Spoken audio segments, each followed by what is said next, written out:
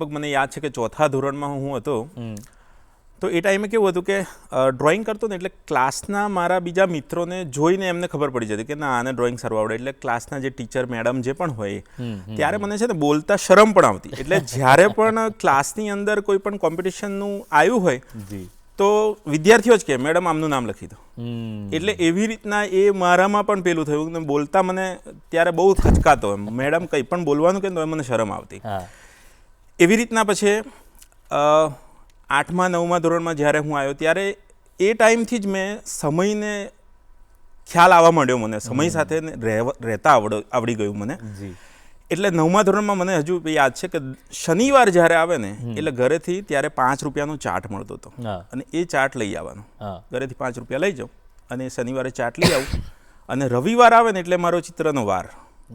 અને મેં ત્યારે પણ એક નાની ડાયરી બનાવેલી, ત્યારે ભગવાનના ફોટા બનાવતો અને આખો દિવસ ચાર્ટમાં ભગવાનના ફોટા બનાવવાના અને એ ટાઈમે પણ લખી રાખતો કે આ ફોટો બનાવવામાં અમને આટલો ટાઈમ ગયો છે. એ નિયમ ત્યારથી પણ મેં નક્કી કરેલું એમ. અને એ ટાઈમે મેં યાદ છે કે નાનપણમાં મેં એવું વિચારેલું કે જીવનની અંદર એવું કશુંક તો બનવું છે મારે કે જ્યારે કોઈ માતા એના બાળકને જન્મ આપે ને એની પહેલાં પણ એ ઉદાહરણ તરીકે પણ મારું નામ લેવું જોઈએ કે મારા બાળકને બિપિન જેવો બનાવવો છે. એ મારા 9મા ધોરણના વિચારો હતા એમ.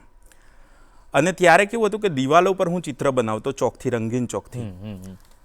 તો અડોસ પડોશના લોકો પછી અમારા રિલેટિવ જ્યારે ઘરે આવે ને ત્યારે મારા પપ્પાને એમ કહેતા કે ભાઈ તમારો છોકરો તો કલાકાર બનશે.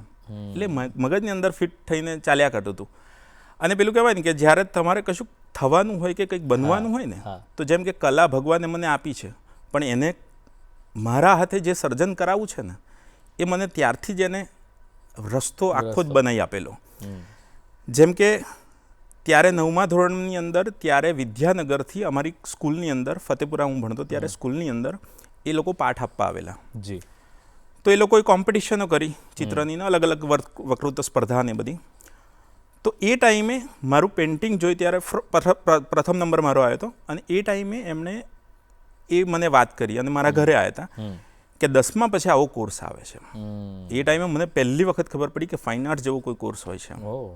એટલે ત્યારે મને પહેલું જ એમ મગજમાં ક્લિક થયું કે ભગવાનને જે કરાવવું હોય છે ને એ એના સમયે કોઈ પણ રીતનો તમે રસ્તો આપી દેશે. એટલે શરૂઆત મારી ત્યાંથી થઈ હતી. પછી 10મા ધોરણ પછી બધી કોલેજોની સર્ચ કર્યું, ફાઇન આર્ટમાં એડમિશન લીધું. નારગોલથી મેં ફાઇન આર્ટ્સ કર્યું. પછી બધા એવું કે બરોડા MS યુનિવર્સિટીમાં માસ્ટર કરવું એટલે તમારે બહુ બધી પ્રોસેસથી પસાર થવું પડે. 2 દિવસ તમારી એક્ઝામ હોય ત્યાં. એમાં પણ હું પાસ થઈ ગયો. માસ્ટર્સ પણ ત્યાં બરોડાથી કર્યું. એના પછી મેં ATD પણ કર્યું. મેં કીધું ચાલો હવે ATD પણ કરી લે. ત્યારે ગવર્મેન્ટ ફર્સ્ટ હું હતો, ગુજરાતમાં ફર્સ્ટ હું ATDમાં હતો. એ પછી ટેટ પણ પાસ કર્યું. નોકરી મેં ના લીધી સરકારી.